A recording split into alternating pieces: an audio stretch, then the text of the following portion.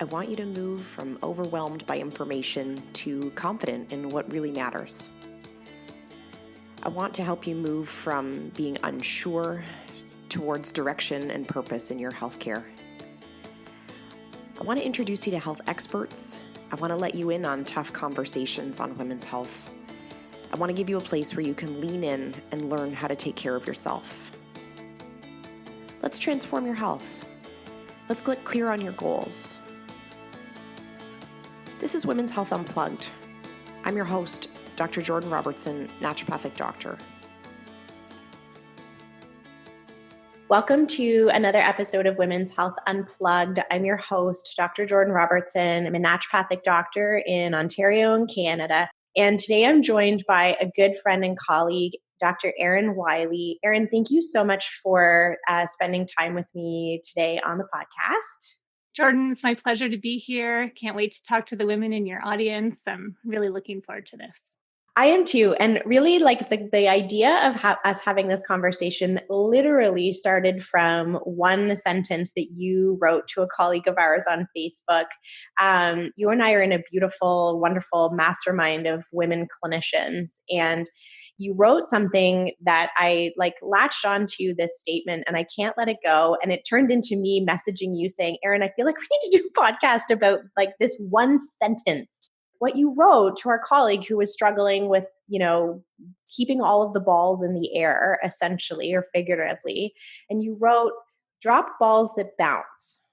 Yeah, absolutely. It took me a long time to get to that place, but when she wrote what she was experiencing with her child, I could relate. So I'm in my 40s now. I have 2 kids. I have a beautiful, medical practice. I've been through a lot, and have struggled before trying to figure out how to keep all of the balls in the air. And my husband and I have led a very leveraged life, meaning we've depended on people and services and places to keep all of the balls together. And when something like, a pandemic comes in, there's just no way that we can keep it all together, nor do we have to, nor are we responsible.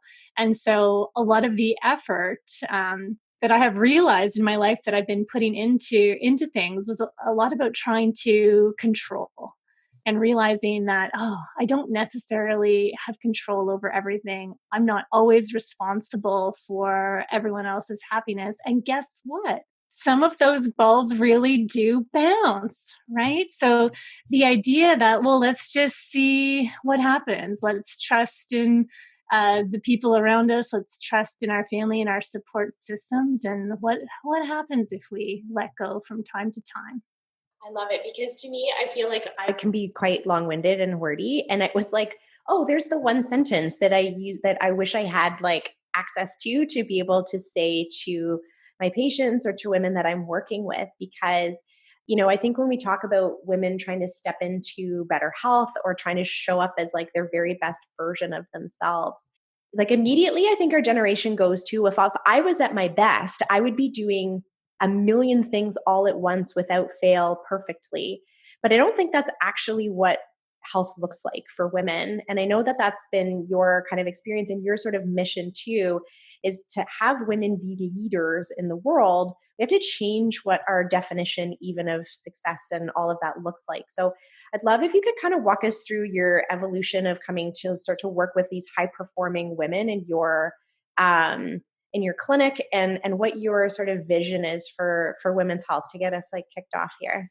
Yeah, absolutely. Well, I started working downtown Toronto in 2008. And of course, the culture and climate downtown was young, ambitious, go-getters, who were my initial patients and colleagues and friends. My amazing husband, he's a lawyer, and I've been with him for a long time, since we were teenagers. So I witnessed law school and that evolution. And so my circle of friends, if I think about the people I went to university with, a lot of them are now cardiologists, specialists, and then my husband's whole team of friends, all of these lawyers. It was the mindset of these ambitious people that I felt was so fulfilling for myself. I really, initially, when I was thinking about getting into naturopathic medicine, I was thinking about getting into sports medicine and working with athletes because that was the world that I knew.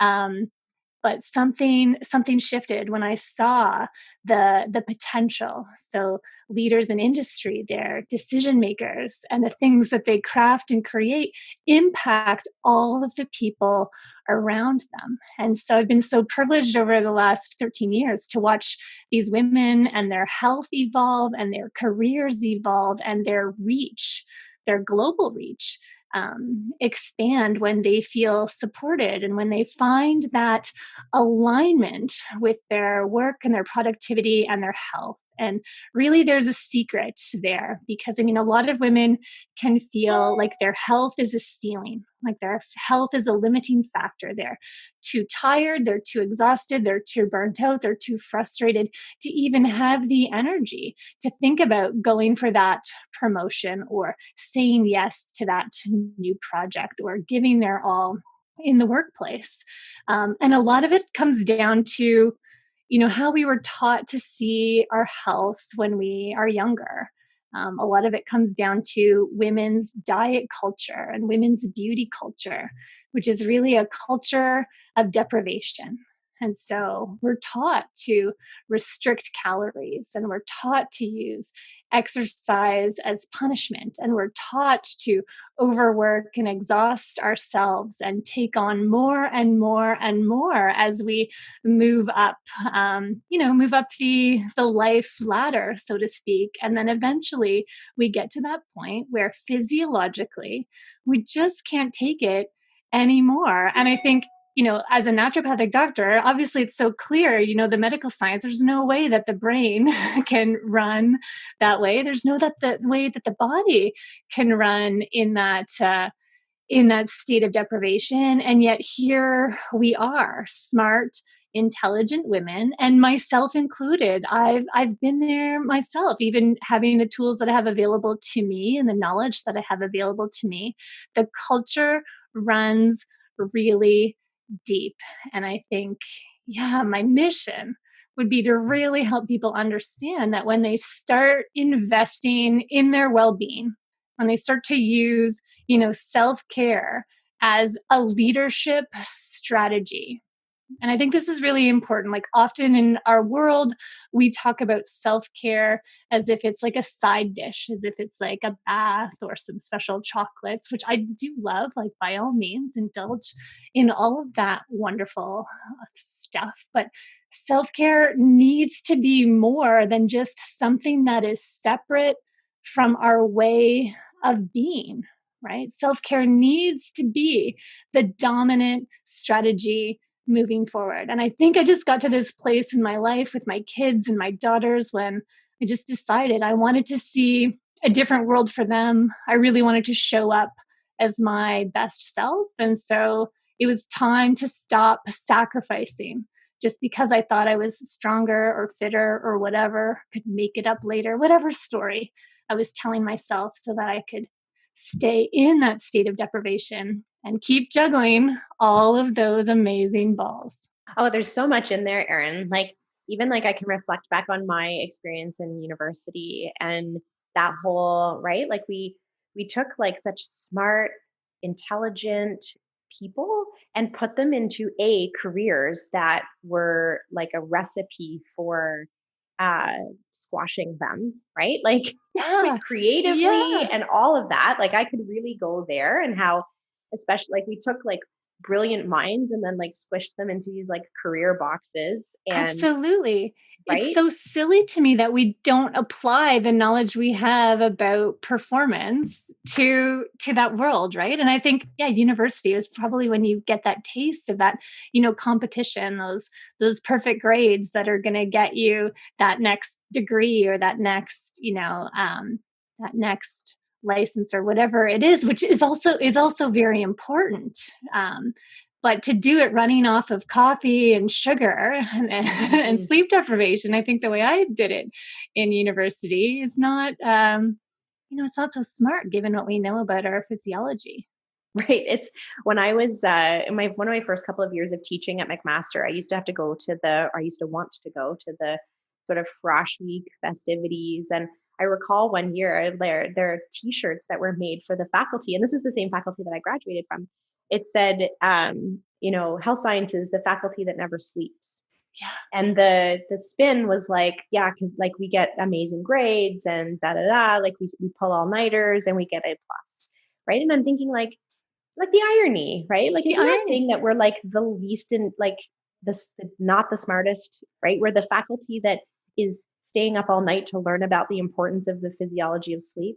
Exactly. And we're ignoring the evidence. It's like we choose which evidence to prioritize and which to ignore, which for the most part is the lifestyle research. Because that actually in university, that's when I did one of my first research projects on performance, and it was related to sleep and sleep timing. And I can remember like just, doing the research on the computer and being like, wow, there's so much out there that we know. Like, why are we not implementing any of this? It's just really curious to me. Mm-hmm. And then, 20 years later, we're still doing the same research and we're still not implementing some of the basics. And so we have these amazing fancy degrees that, comes down to this idea of, well, can we just get people to sleep well and eat well and move their body?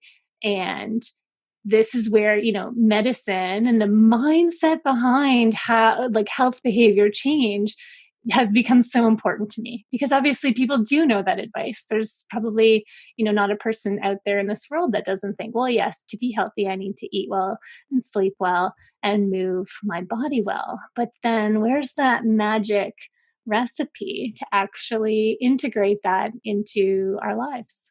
Mm-hmm.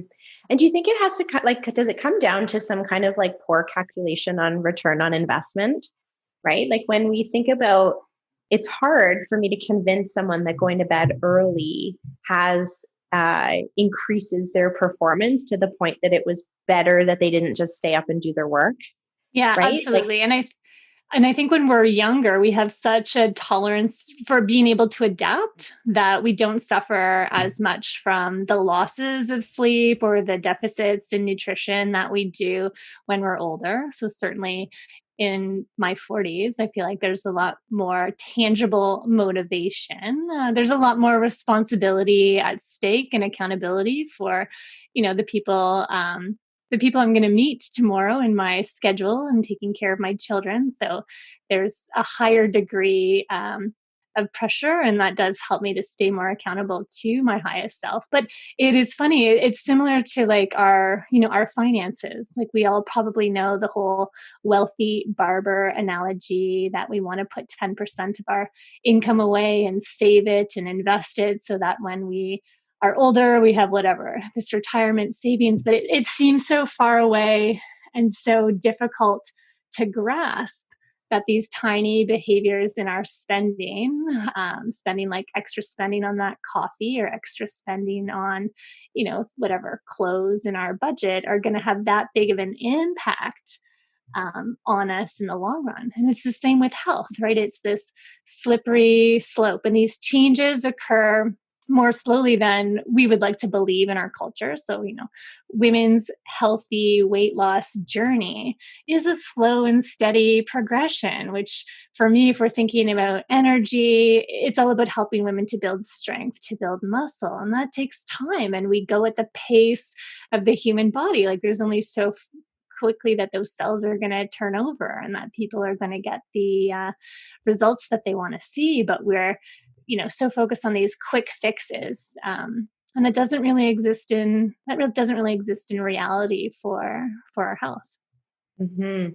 It's funny. I use the stock market to explain to my patients about like the long-term investment in their health, their plan, because it's such a good analogy, because we think like there's the safe bet, right? There's the safe bet of like, you know what, we know that like sleep, good nutrition, exercise done repeatedly over time gives us this slow growth and slow gains. And we Yeah. have to be so cautious, especially as women, not to be distracted by the like quick win, startup Mhm. tech company that's all of a sudden gone crazy. We're going to take Yes. all of our investments out and dump it into that. right? You Yes. wouldn't do that if you would like you, Yes. right? If you can see like from a financial perspective, we wouldn't be like, oh my God, there's this crazy gain like company that's making all these gains. I'm Yes. going to pull out all my investments in that and dump it into this new Yeah. idea, Yeah. right? And Yeah. yet that's what people do with their health plans so often, right? So We often, say, right? sleep, exercise, nutrition, and then they go, oh, but the keto diet, right? Or, oh, Exactly. but like, look, like my friend is having all of these quick gains by Gains. just drinking apple cider vinegar all day. Like, I'm going to pull out all of my investment into this plan and then dump it over here. We would never do it financially, but yet with our health, like women kind of flounder around trying to find like a secret sauce We when do. it's so much like deeply just in like the way that we create space for ourselves in our everyday to be able to do those like very basic tasks. Yeah. Well, we're under so much pressure to be perfect. And there's just so much sales and marketing and subliminal messaging that are going on everywhere that it's easy to get derailed and disconnected. Yeah, so absolutely. I mean, I think this comes down to, finding that joy in those things, right? Because meal planning and cooking and nourishing your body can either be a chore or it can be one of the greatest rituals that you look forward to, and it's a way to experience pleasure, it's a way to experience fuel, it's a way to experience community and culture.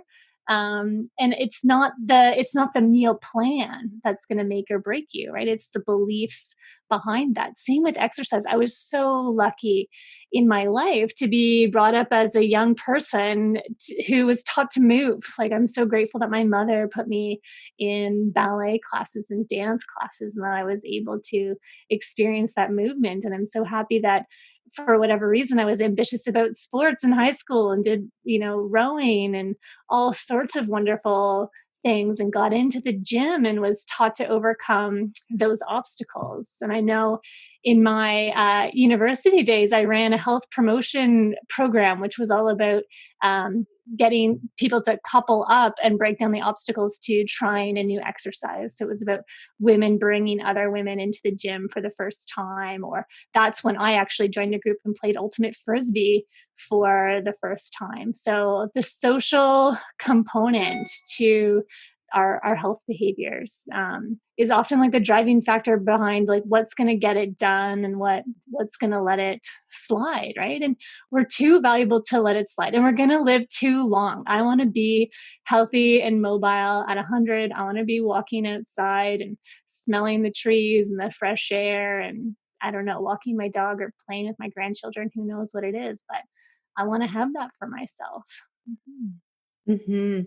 And so, what do you feel like that? Like, so I want to come back to that drop balls that bounce because I think that we probably both can share some experience around that and what that looks like.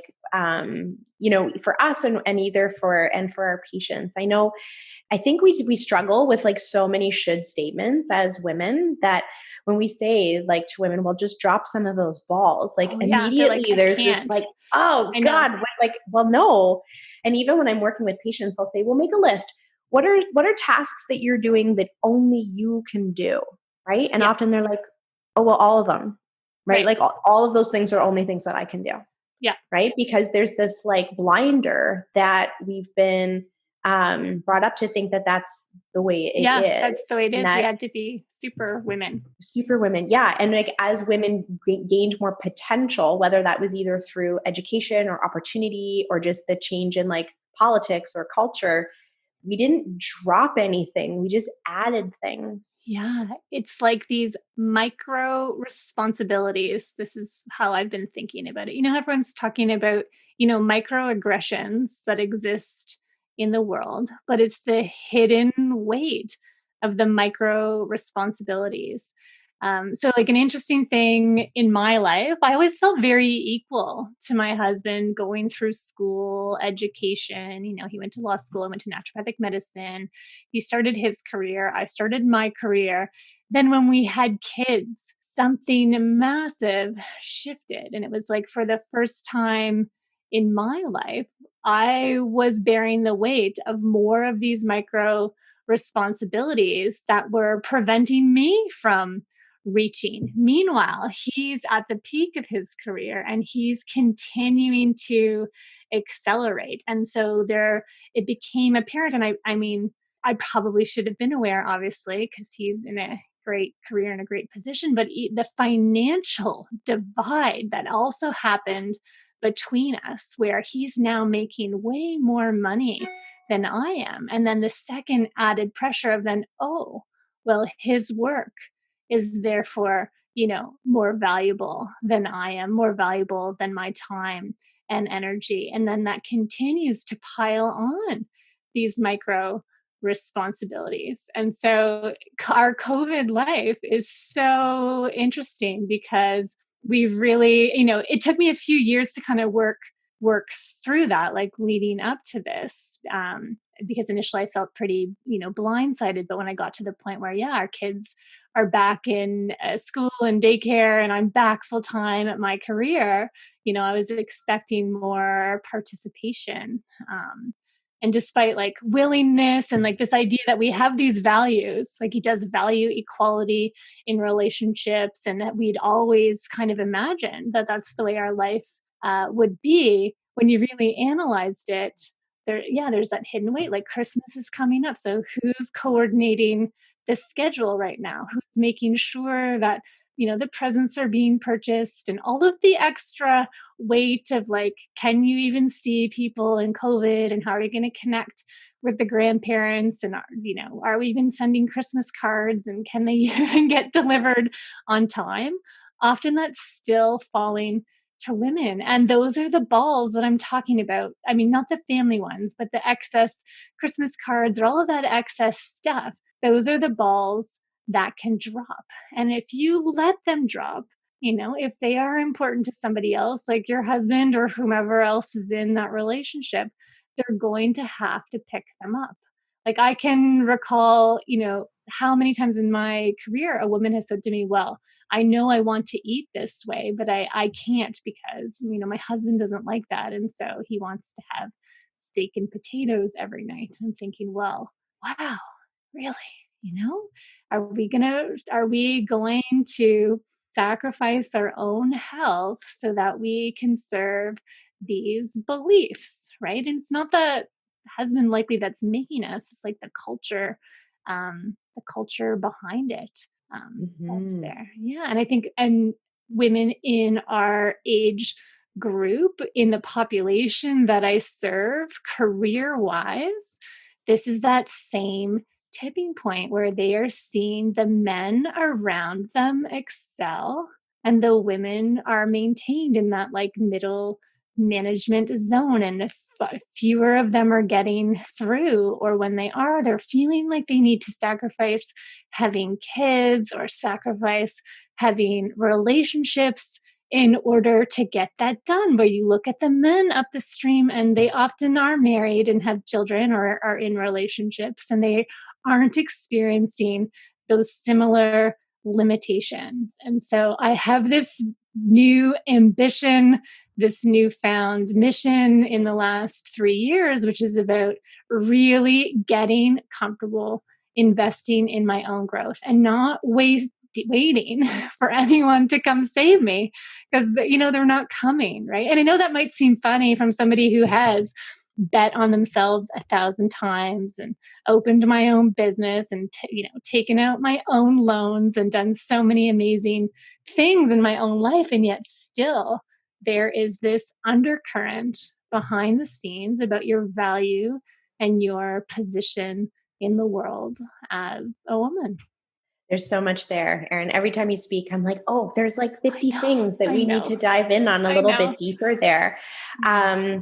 Yeah, all of that. I like that. Like, what did you call it? Like micro responsibilities. Micro responsibilities. I Mhm. love that because I think you're right. And I've read articles about that too, like about kind of the unseen burden of motherhood, right? The things that like that emotional burden that we're not always accounting for. When we talk about what is it's like to be a mother, we often like list off tasks, right? Like, well, I make the lunch, I do the laundry, I put them to bed.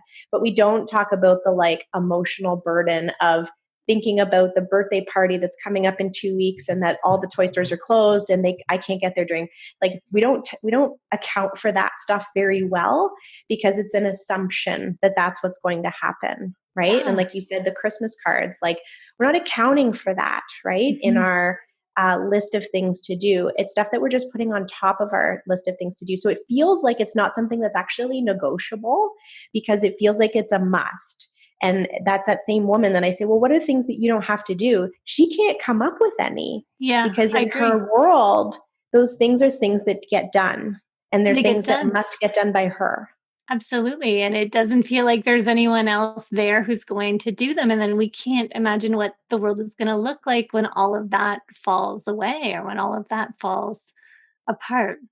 Mhm. Yeah, your story is so, and I think your story is so similar, to, right, to other women, like looking and watching. And it's funny, I have and I now I can't remember if I've shared this story on the podcast before, so I apologize to my listeners if I have.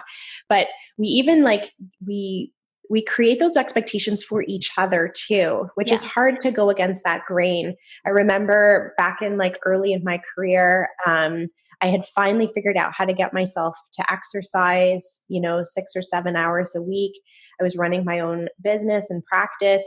And I had a colleague like reach out in a Facebook group to say, like, hey, you moms, like, how are you doing all of this? And I remember at that moment, I was feeling particularly proud of myself. And I was like, I'm going to answer this. Like, I feel like right now I figured it out. And to me, the ticket was putting my kids in full time care, right? When my Yes. daughter was 18 months, and my son was 2.5, they went into full-time care. And I wrote that and I was like, guys, this is what it was for Yes. me. This is what bought me my life back. Yes. And the response I got back from my own colleague was, I was asking the full, like, I wasn't asking the people who weren't parenting, or something to the effect of like, you've chosen not to parent your kids by putting them in full-time care. I wanted to hear from the real moms. Yeah. And what you said there is exactly where like that shame comes into play because we get shamed when we go against the culture and the culture is set up for deprivation, right? Because there Yes. are too many balls. There's too many balls. Like, absolutely, you need to charge your batteries. We need to value rest. We need to value exercise because it gives you energy. So, I mean, one of the things I'm always working on with women is this mindset shift. Like, your energy is a renewable resource.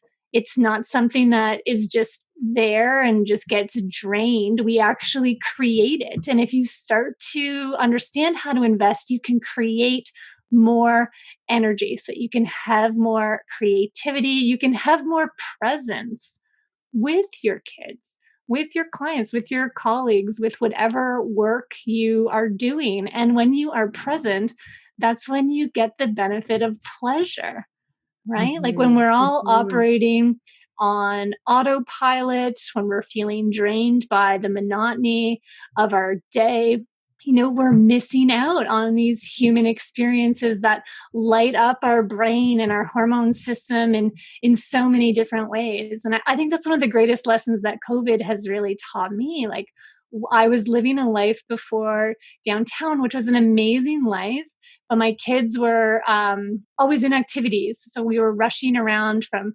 school to ballet. We had like an activity every day after aftercare, which I thought, I did love because they were getting, different experiences and everything else. But my daughter, so I don't know if we talked about this in the podcast, but I moved. I just, COVID wise, I moved my whole family up to the cottage. We decided to live a rural year because we determined that that was the only way that I was literally going to get my batteries charged so that I could be my best self. But my daughter, she kept saying to me, Mommy, like, I don't want to go back. Can we stay another year? Because we get so much time with you and daddy. And we're so much more connected to like who they are as people, as opposed to like what we were checking off the list, and yes, the great accomplishments that they were achieving by getting all of the activities done. And no, don't get me wrong. I'm not saying to not do activities. We're still very invested in, yeah, swimming lessons and camp and all of that wonderful stuff. But the total load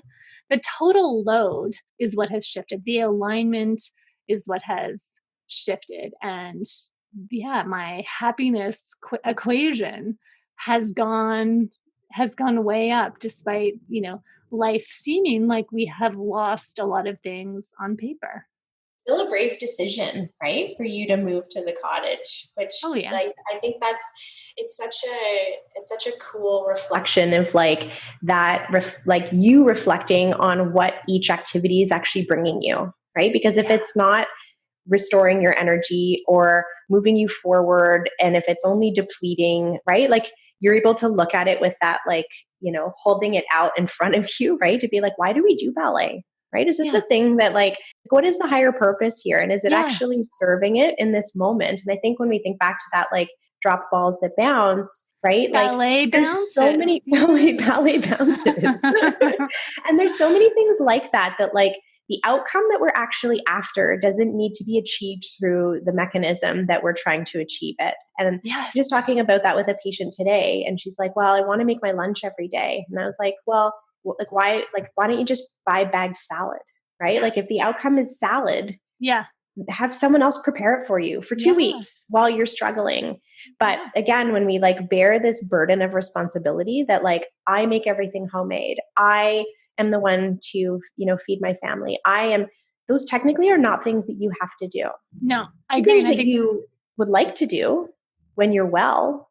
absolutely. And I think what you're talking about too, it all comes down to what are those values behind the conversation? Like, what are we telling ourselves about buying that salad? Are we telling ourselves we're not worth it, that it wasn't worth it to pay somebody else to make it for us? Because that just goes back in alignment with the value of traditional women's roles in the home, right? So we need to be the courageous leaders who say, heck yes, I am going to invest in my well being. It is absolutely reasonable to pay for that personal trainer if that is what helps me to get the exercise done. We recently purchased the Peloton because, we need movement. And I don't know if this is a great analogy, but at the same time, we also had to replace the furnace up here. And I would put those in the same category of essential.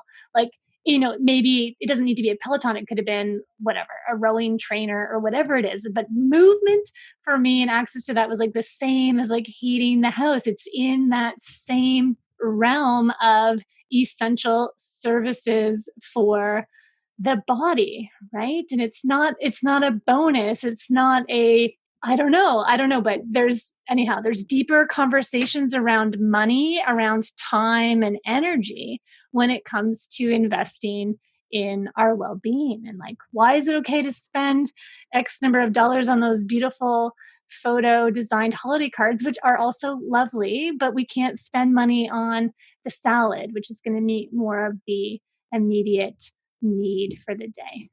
And I think I go back to that sort of return on investment piece, right? Because I think it's hard for women to see that like investing in themselves actually gives them like a gain that is Yeah. tangible, right? Yeah. I think probably goes back to that narrative of it being selfish. But Yeah. if I could just convince women that exercising 5 hours a week actually helped them be more productive at work, Yes. or actually helped them be less angry with their kids, or Yes. actually helped them stay up past 8:30, right? Yes. But like trading those, like it feels like you're taking away from productivity when you divert. And so the best example you kind of Oh, brought it up actually. I'll get yeah. women say, well, I would like to eat fish, but my kids don't eat fish. Right. And then they're like, and I don't want to make two meals. Right? They're very quick to say, like almost as if insinuating that making Yes. two meals was actually a negative Right. thing, right? Yes. Like, don't you dare put more on my plate. I'm not making two meals. Right. But the Right. And that's consequence of eating craft dinner yes. and hot dogs is way more than making a second meal. Yeah, absolutely. I think that's why we're not necessarily we're looking for more than a health plan. We have to override the whole system, right? Because, yeah, women, and it does start with paring down the schedule, right? Like, so step one, like, you've got to clear space for what matters. And you have to start measuring what matters. In business, we talk about this all the time, which is why it's so great to use these analogies with the people I work with. But, there's a whole field of research on like objectives and key results, and having like a numerical value on what is actually going to drive you to your year end goal, and how can you maintain your focus on that. And for all of us humans, it's going to be, sleep and rest and recovery and exercise and nutrition and joy and human connection and quality relationships. And we need that to fuel the ambition that we're going to put into the workplace, into the business arena, whatever it is that you're trying to create. When you come at it as a whole human, you're going to be more efficient. It happens all the time, and you're going to be more fulfilled. You're going to stop needing to cope so much, or needing to meet our needs with sugar, with alcohol, with whatever, shopping, with whatever it might be. A lot of that excess energy, wasted energy that we're spending on coping falls away. And so, yeah, cooking the fish for dinner and having a conversation with your kids and getting them into the kitchen, or whatever, hiring somebody to do that for you, because it's going to help you to actually sit down to that meal and be present, depending on what the schedule looks like. It's all available to us. We need to start aligning our day in accordance with our actual core beliefs and values, and our highest self.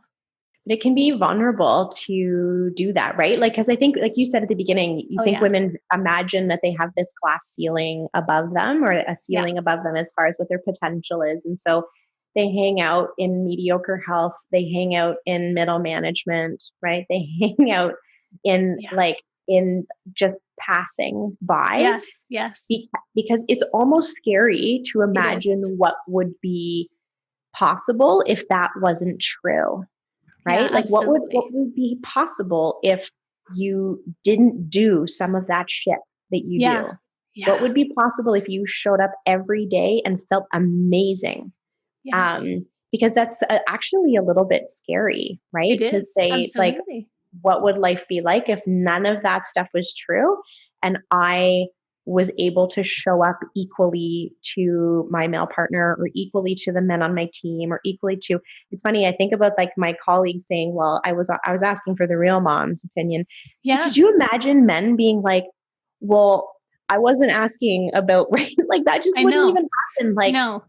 if a man had to get a nanny so that he could go to work, we would like commend him on his ability to go to work and Yeah. decide to get a nanny. But when Yeah. women get a nanny so that she can go to work, I feel Yeah. like that it's not exactly the same, right? No, And I whether that's agree. just coming from the woman herself or coming from the people around her, it's almost like she couldn't do it, right? Yeah. She couldn't. So I'm curious about what you think about that just vulnerability piece for women to even imagine what life would be like if they didn't have those boundaries in their mind about what was possible with their health. Absolutely. Absolutely. I mean, I know I love Brene Brown. She talks so much about vulnerability and shame. And I think this is where shame culture really comes in, because you will lose friends. Like that Facebook chat you were talking about, that was a group of women who wanted to vent, who wanted to get connected based on the collective suffering. And a lot of that collective suffering is about the infrastructure. It's about the pressures that we've been taught, and then we replay them by putting them on ourselves. And so when you branch out of that, you get shamed the same way you got shamed by that woman who said sorry. You're no longer in the group, and that is the most vulnerable feeling on a human health behavior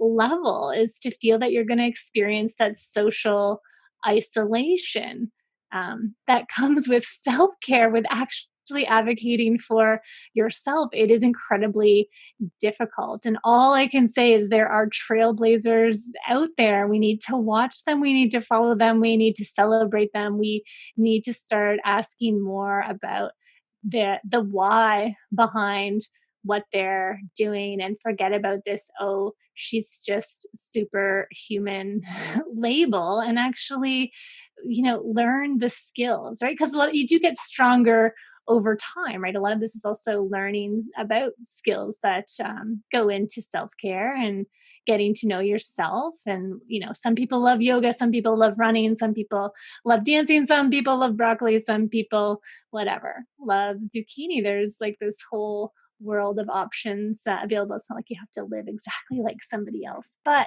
we absolutely need to be courageous. Why are the smartest women in our world feeling like they can't meet their human needs?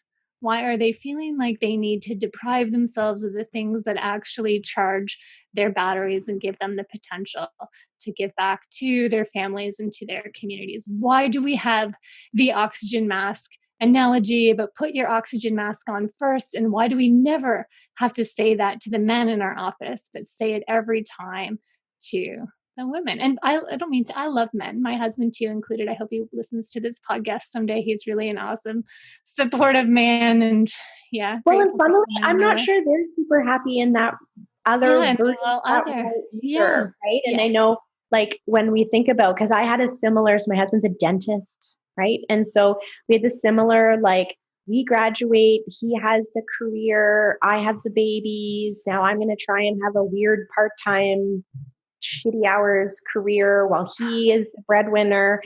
And he actually was suffering with that setup too, right? Like that was not an ideal circumstance for him to have the pressure of, being that for our family. And Yeah. we actually, in our COVID year, has turned into, he has left his career and now works from home and is pursuing his dreams. And I was the person who worked through COVID and had to mic drop and leave, and hope to Yes. hell they did online schooling while I was gone. But if they didn't, it wasn't my responsibility. We had to like pivot our whole family on its Yes. head because it wasn't working for either of us, actually. So Yeah. for the women who are listening, who are thinking about their men, they might not like the setup either, Yeah. right? They may Yeah. want that some of those roles and responsibilities and be alleviated from other roles and Yes. responsibilities. I think Yeah. it's about like that, like creating life with intent, right? Yeah, Like that, absolutely. I think all of our needs get met easier and better. And I think we constantly have to rewrite the script or like rewrite the strategy, right? Because life changes. There's ages of kids, there's ages of life, there's stages of life and career development and opportunities. So why did we think that it was going to be this script, like we were just going to whatever get married and have careers, and it was just going to be this same path or the path that our mother's generation went through? Like, why aren't we reimagining that every 3 to 5 years we kind of overhaul the family We move to a structure? cottage. We Yeah, reinvent. exactly. Exactly. And talking about the cottage, I mean, I think the thing up here that made it happen is this commitment, this idea of like being all in and deciding that if you're going to be all in, you have to let go of other things, right? You got to make Mhm. those decisions, and um, you can always change your mind. You can. It's true. Mm. And I think that coming back to our theme of those drop balls that bounce is that it's almost, I don't know how to say this without it sounding terrible, but like we've placed an awful lot of importance on ourselves if we think that we have to do all those things weirdly, Yeah. right? Like we think Yeah. that like we have to be solely responsible for all of those things. Like that's, it's just 100% not true. Not true. It's like Not true. your mother-in-law can diaper your baby and Yeah. it might not be straight, it might be on backwards, but you know what? It's actually Doesn't totally matter. fine. And if it lets you go for a walk, we're ahead, right? Yeah. But that idea that we need to cling so tightly to like those tasks and even like outcomes that we're not even really fully in control of, Hmm. is something that is like absolutely getting in the way of our women being well. And then it becomes such a self-fulfilling limiting belief about what their potential is. For Because sure. if my job description is putting diapers on straight, right? Like what kind of big Yeah. impact am I going to have in the world? Right. Yeah. And again, it's like the weight of all of those micro responsibilities that used to be part of like the village and eventually just became, more weight on our shoulders. Hmm. If you had, Erin, like, I always ask this, like, if you had, like, what's your like big message for women, like our women who are listening, where to me, like our goals of our conversation was partly to share like our Yeah. own sort of collective experiences around, self-care and prioritization and how do we, um, actually do that, right? Like, I think so often patients will ask me, they're like, I don't know how you exercise 10 hours a week. And I'm like, well, you pick 10 hours and you exercise in them. Right. And I know it's not that simple. However, and it's like very core, like technically that is what is happening. Yes, yes. Yeah. Um, and I think I want what my listeners to get out of this conversation today is to start to like reframe some of their thoughts around what self-care looks like, Yeah. which we've talked about in other episodes, that it is not going to get a pedicure. That is not Yeah. self-care. But it's actually that it's like the return on investment as far as like a leadership strategy for women to show up as leaders in the world. This is the step that we need to take.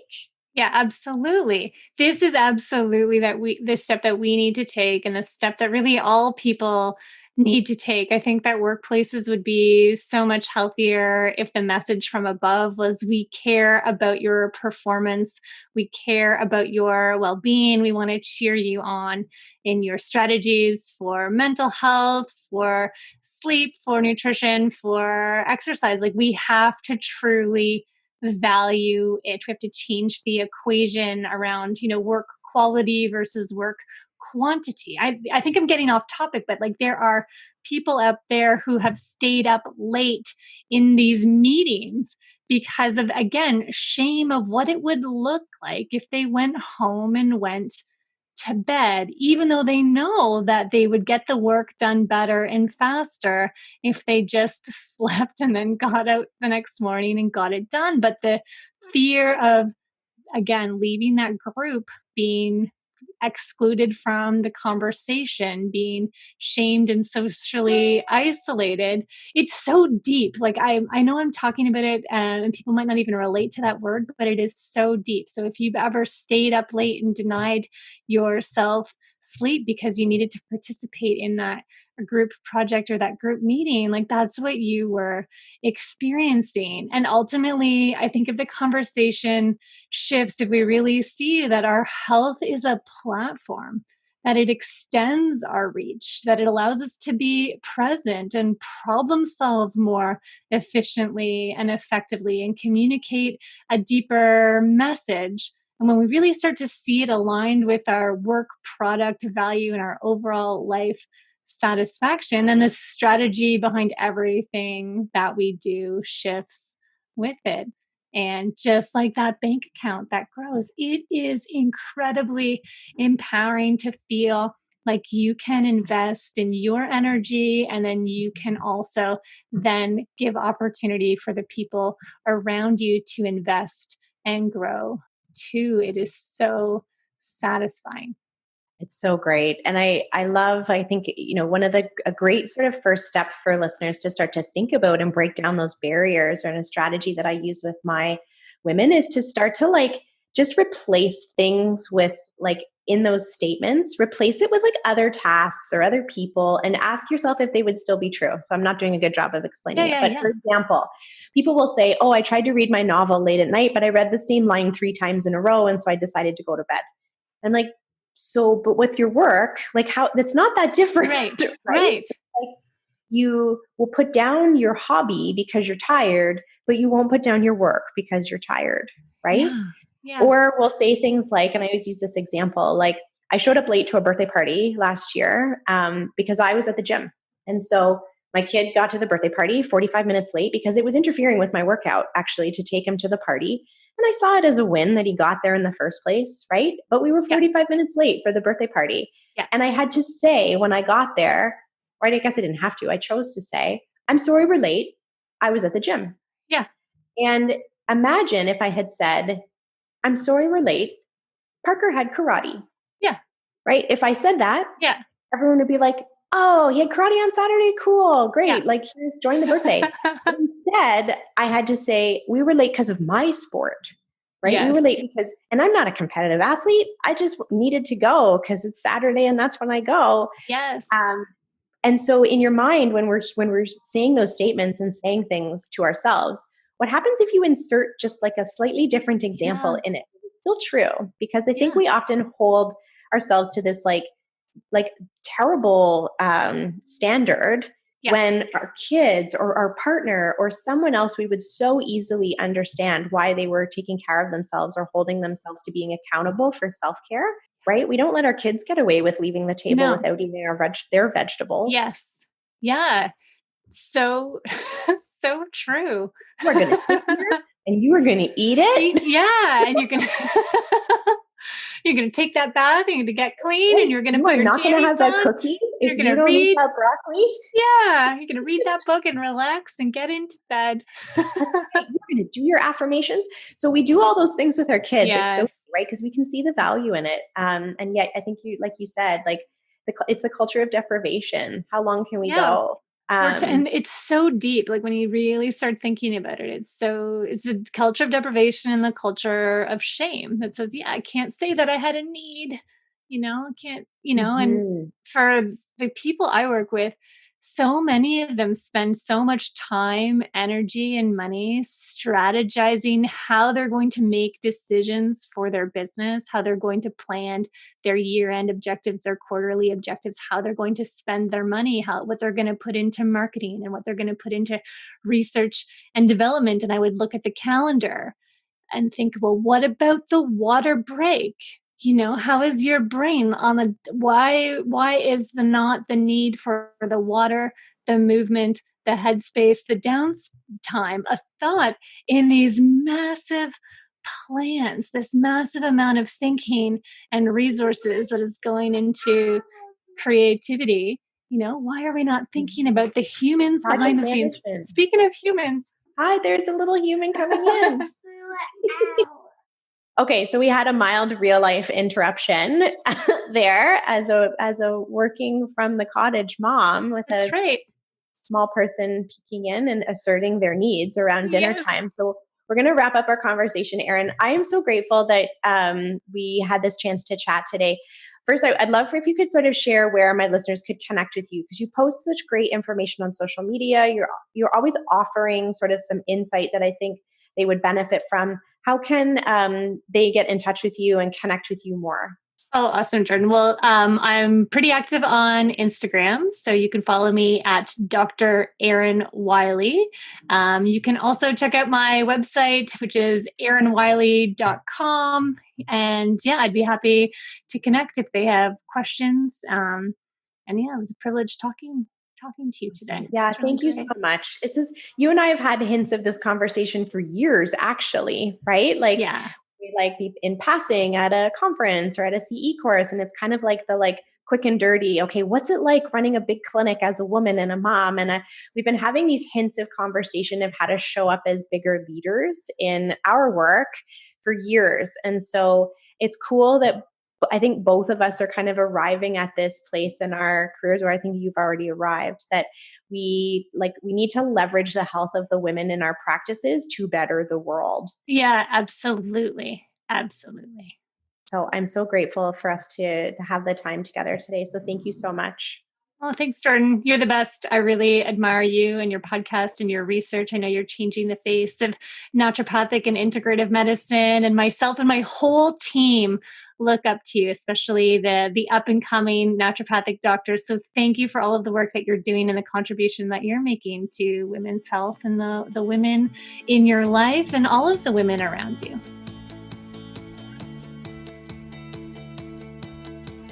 I hope you enjoyed that episode of Women's Health Unplugged. It's my absolute passion to bring women quality and science-informed information about their health so that they can make empowered, good decisions about their health care. I'd like to invite you to join me in my Facebook community, Women's Health Unplugged. There we share live videos, blog posts, and behind-the-scenes information about the podcast, where you can connect with me and other women who are interested in their health care. You can find us at facebook.com/groups/WH Unplugged. We'll see you there.